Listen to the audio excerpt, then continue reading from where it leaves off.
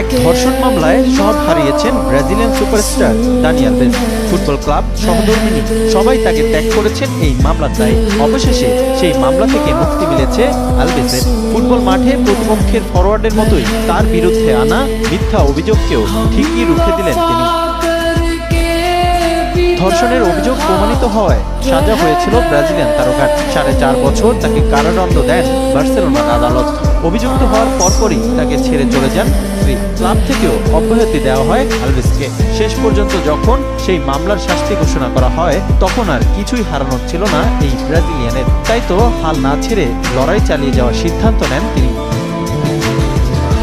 রায়ের বিরুদ্ধে হাইকোর্টে আবেদন করেন আলভেজ। এবার কাতালুনিয়া অঞ্চলের হাইকোর্টে আপিল করে সুখবর পেলেন তিনি। শুক্রবার শাস্তি বাতিল করে তাকে মামলা থেকেও খালাস দিয়েছেন হাইকোর্ট। আলভেজের বিরুদ্ধে দেয়া রায়ে অসঙ্গতি ও বিপরীত্য পাওয়ায় হাইকোর্ট এমন সিদ্ধান্ত নিয়েছেন। ধর্ষণ মামলায় ভুক্তভোগীর অভিযোগে বিশ্বাসযোগ্যতার অভাব এবং তিনি যা বিবরণ করেছেন তা বাস্তবতার সঙ্গে সঙ্গতিপূর্ণ নয় বলে মন্তব্য করেছেন হাইকোর্ট বিভাগের জুরি। আলভেজের ক্ষতিপূরণ সহ সকল নিষেধাজ্ঞা তুলে দেওয়ায় এখন স্পেন ছাড়তে আর কোনো বাধা নেই তার। তবে হাইকোর্টের এই রায়ের বিরুদ্ধে স্পেনের সুপ্রিম কোর্টে পুনরায় আপিল করতে পারবেন ভুক্তভোগী নারী। সেক্ষেত্রে মামলা চলাকালীন আবারও স্পেনে আসতে হতে পারে আলভেজকে।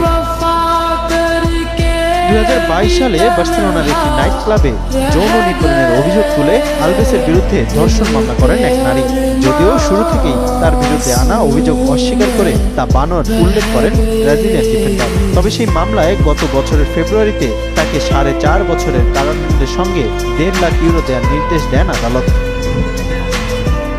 তখন আদালতের সেই রায়ের বিরুদ্ধে আপিল করেন আলভেজ। পরের মাসে কারাগার থেকে জামিনেও ছাড়া পান তিনি। 1 বছর পর সেই মামলা থেকে এবার পুরোপুরি মুক্তি মিলল ব্রাজিলিয়ান ফুটবলারের।